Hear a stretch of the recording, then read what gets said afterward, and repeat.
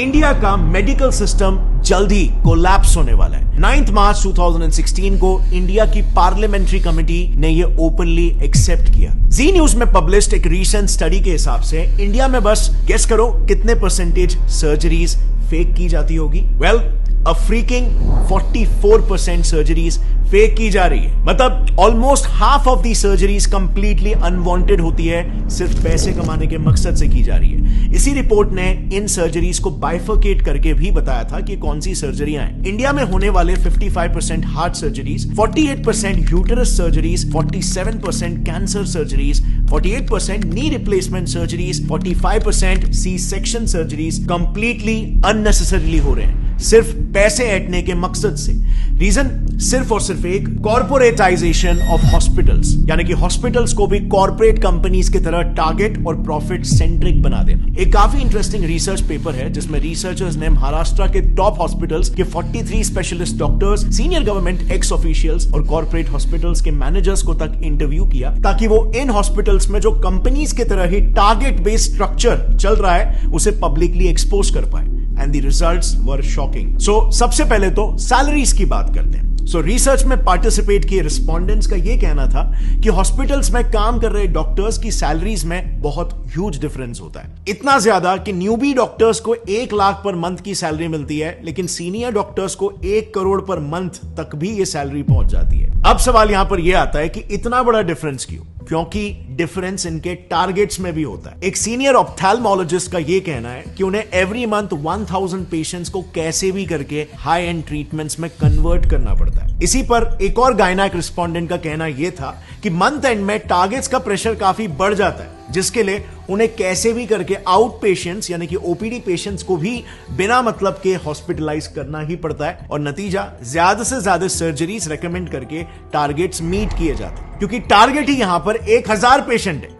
अब आप खुद ही सोचो, हर हॉस्पिटल में, हर डिपार्टमेंट, जैसे ऑप्थेल्मोलॉजी में ही ले लो, उसमें मिनिमम 5 से 6 डॉक्टर्स होते हैं और सबको सिमिलर टारगेट्स दिए जाते हैं। तो just imagine hospitals profit and our loss. And by the way, these targets are taken very seriously. उसी रिसर्च में कई सारे सीनियर डॉक्टर्स का यह कहना था कि अगर कोई डॉक्टर अपने टारगेट्स को लगातार 2 महीनों तक मिस करता है तो बिल्कुल कॉर्पोरेट्स जैसा ही उसको वर्बल वार्निंग मिल जाएगी या फिर एक मेमो दिया जाएगा, और उसके बाद भी अगर टारगेट्स मीट नहीं होते तो of course tata bye bye. So आप यहां पर देख सकते हो हॉस्पिटल इंडस्ट्री कैसे एक सर्विस इंडस्ट्री होनी चाहिए, जिसमें कस्टमर, पेशेंट टॉप प्रायोरिटी होना चाहिए, बट यहां पे प्रॉफिट टॉप प्रायोरिटी हो जा रहा है। और bye the way, in targets का ट्रैक भी हॉस्पिटल हायर्ड मैनेजमेंट प्रोफेशनल्स यानी कि एमबीएस, जो कि बड़े बड़े एमएनसीज में ऑपरेटिंग ऑफिसर्स, एग्जीक्यूटिव, सुपरवाइजर्स ऐसे काम करते हैं। ये लोग बकायदा डॉक्टर्स के इन टारगेट्स का ट्रैक रखते हैं, एंड ऑफ कोर्स यहां पर डॉक्टर्स भी उतने ही डेडिकेशन के साथ ये टारगेट्स को पूरा करते हैं, क्योंकि जैसे हमने देखा उनकी सैलरी बहुत ही हाई होती है। लेकिन उनका ये high paying job mostly contractual basis पर होता है, एंड सो उस कॉन्ट्रैक्ट को रिन्यू कराने के लिए और उनका न्यू पे स्केल डिसाइड करने के लिए उनके पिछले साल के टारगेट्स को देखा जाता है, जो अनफॉर्चुनेटली इन डॉक्टर्स को फोर्स कर देता है इलीगल स्कैम्स तक करने के लिए। नाउ, मेडिकल फील्ड के इलीगल प्रैक्टिसेस को थरली समझने के लिए हमने ये सारा इंफॉर्मेशन 2 काफी प्रोमिनेंट डॉक्टर से लिया है। पहला है Padma Bhushan and Padma Vibhushan awardee doctor BM Hegde, जो उन्होंने एक आर्टिकल लिखा था, उस आर्टिकल का रेफरेंस है। और दूसरा रेफरेंस हमने लिया है एक बुक से called dissenting diagnosis by doctor Arun Gadre and doctor Abhay Shukla.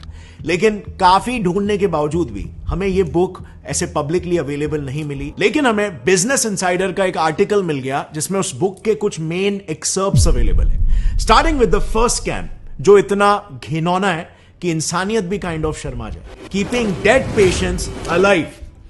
Times of India ने ऐसे कई सारे केसेस पर एक रिपोर्ट पब्लिश की है जिसमें डॉक्टर्स डेड पेशेंट्स को भी जिंदा बताकर उनके ट्रीटमेंट्स चालू रखते हैं, ताकि ज्यादा से ज्यादा पैसे बनाए जा सके, और फिर अंत में जाकर सच्चाई पब्लिक करते हैं।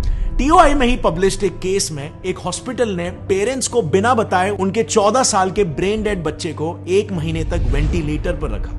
1 महीने तक जो बच्चा मर चुका था उसे जिंदा बताया गया और वेंटिलेटर पर रखा, खर्चा जनरेट किया, एंड बाद में हॉस्पिटल गिल्टी प्रूव भी हुआ, एंड उनकी फैमिली को 5 लाख रुपए कॉम्पेंसेशन के लिए दिए। अब 5 लाख रुपए मॉनेटरी कॉम्पेंसेशन तो हॉस्पिटल को देने पड़े, बट ये आप और मैं भी जानते हैं कि उस वक्त पेरेंट्स ने जब ये बात सुनी होगी, जब ये सच्चाई उन्हें पता चली होगी, तो उन पर क्या बीती होगी।